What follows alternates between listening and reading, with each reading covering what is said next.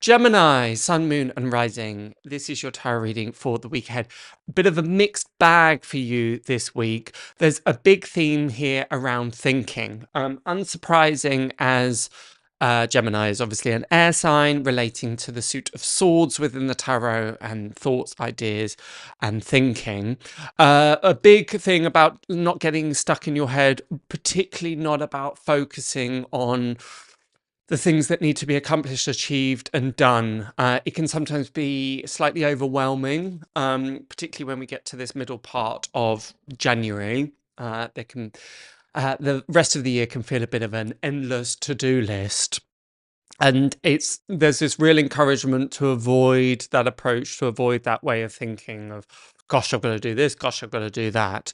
I say much of this because we have the 10 of Wands, which is the Lord of Oppression, coupled with the 9 of Swords, the Lord of Despair. Don't worry, it gets cheerier in a moment. Interestingly enough, the card that rules Gemini from the tarot is the Lovers, and the Lovers indicates Adam and Eve, and they're representative of the conscious mind and the subconscious mind. I mention this because you have exactly that within your spread this week with the Magician and the High Priestess. The Magician representing the yang aspect, sometimes called the masculine aspect of the conscious mind, rational thinking. And we have the feminine aspect, the yin aspect, represented in the two pillars of Boaz and Yakim, the pillars of Solomon, with the High Priestess, who represents the subconscious mind, the intuitive mind, and the dream state. And we have this sense of polarity, again, represented with the pillars, but very, very similar to that sign of Gemini. We also have this, I'm just going to paint the picture first and then unpick it, with the 2 of Swords as well. It's great to see this here because it's the Lord of Peace restored. So despite these challenges represented in the 10 of Wands and the 9 of Swords, there is a way around it. You may find this week that there is quite a lot of oscillation, particularly when it comes to thoughts and ideas, as I mentioned before. So again, it's not to do that, double negative, I know, but don't give yourself a hard time if you're finding it slightly difficult this week to make those decisions, to see things clearly.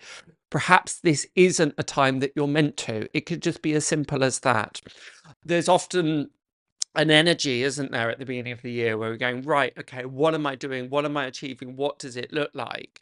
And there can be a kind of building sense of unease or anxiety if that answer doesn't come immediately, and particularly if it seemingly blocked our vision of the future, our vision of what we want to do moving forward is hampered by lots of responsibilities, obstacles, setbacks, frustrations that you may be experiencing this week. It's a reminder not to kind of dwell in that place too much. It's not a time necessarily to feel sorry for yourself or to give too much credence to that ever ending to-do list. There'll always be things to do. That is unavoidable. So just take it step by step, really. The Magician is a calling, as I said right at the beginning about these new ways of thinking. The Magician card is calling exactly for that. There may be the need for ingenuity. There might be need for a new approach. The trump number of the Magician is number 1. So this is about fresh energies, fresh beginnings, fresh ideas. I would avoid very much just repeating the status quo of what has come before, of just control, copy, control, paste. That's likely to exacerbate this feeling of exasperation and frustration and difficulty.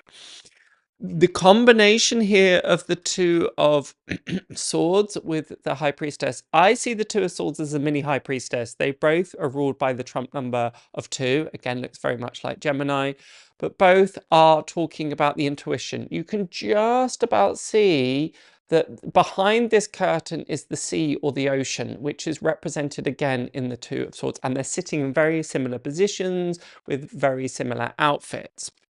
Now, the Two of Swords is a card of intuition. The fact that the character in the card has a blindfold and we have the moon in the background are indicative of exactly these things. And I've just noticed for the first time, actually, that there's the crescent moon and the crescent moon. So crescent moon is a representation of things appearing, that they are, it's not the full moon. So we haven't got the full reflection of the sun's light, but we have this slither. So we're just being able to see, okay, maybe that's what's around the corner, maybe that's what's coming, but I don't know inherently or explicitly what that looks like just yet. Therefore, this is a really, really essential time to be listening to your intuition. Develop your intuition. Now, one of the big questions may be, well, how do I do that? The obvious one is to join my psychic development course. Nice plug. But even just sitting in stillness, connecting with the universe, meditation, pulling out your tarot cards, keeping a dream journal, working with crystals, there's a plethora of ways to start working with your intuition. The first and foremost way really is just to start asking yourself, what do I intuit about this? What do I feel? Not necessarily what do I think, even though we have this magician energy, which is the magus, which is literally the mind. There is something ingenious about his thinking. It's channeled thinking. It isn't always rational and critical thinking.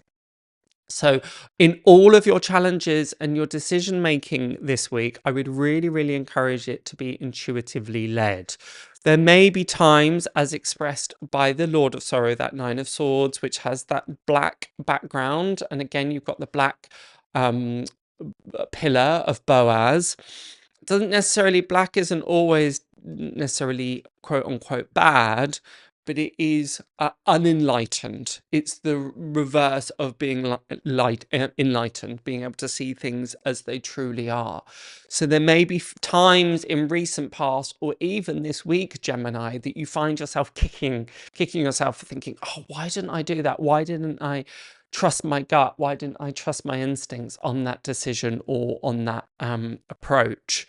And this is a really, really stark reminder to start checking in with yourself a lot more than you perhaps have been up until this point. And the way that we navigate around that is through balance, by finding the middle ground. This is something that I've been saying to quite a few star signs this week, being able to find moderation rather than working in these points of extreme. But for you, Gemini, this is particularly moderation in ways of thinking, being able to decide, actually, do I need to lead with the head or the gut? Head or gut? And ideally, it would be a beautiful point between the two, but that may very well require some training because some of this might feel slightly unfamiliar. Two of Swords does talk about indecision, ambivalence this week as well. Should I go left? Should I go right? Should I stay or should I go? Again, if you're finding that these questions are arising for you, then it is a reminder to allow those to be more intuitively led than anything else. This point of crossroad, this point of should I move in this way, should I go in that way, isn't necessarily a bad thing, although at the time it may feel a little bit overwhelming.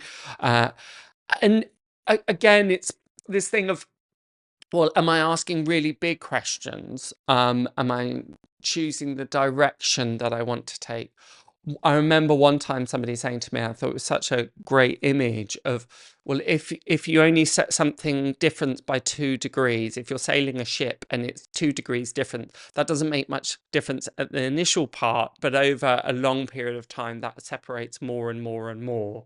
And these are the themes that may very well be coming up for you this week, of understanding, okay, they might not necessarily make immediate, the immediate impact might not necessarily be felt, but knowing that this will change the course of the direction of my life in a grander way. And I can see why that may feel a bit overwhelming and unsurprising as we're at the beginning of the year. So we're making some important decisions here.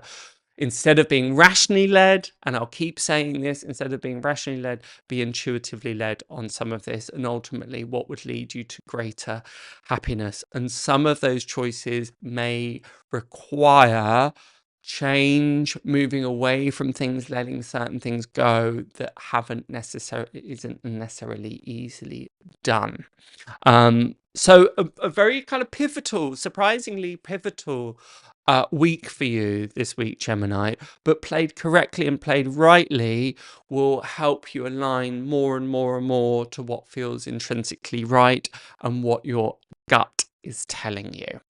So yeah, I think that's it for this week. If you want more, be sure to check out your rising sign and your moon sign. If you're not sure how to do that, then go and check out the website. But until next week, have a glorious, glorious next 7 days, and I'll see you then. Bye for now.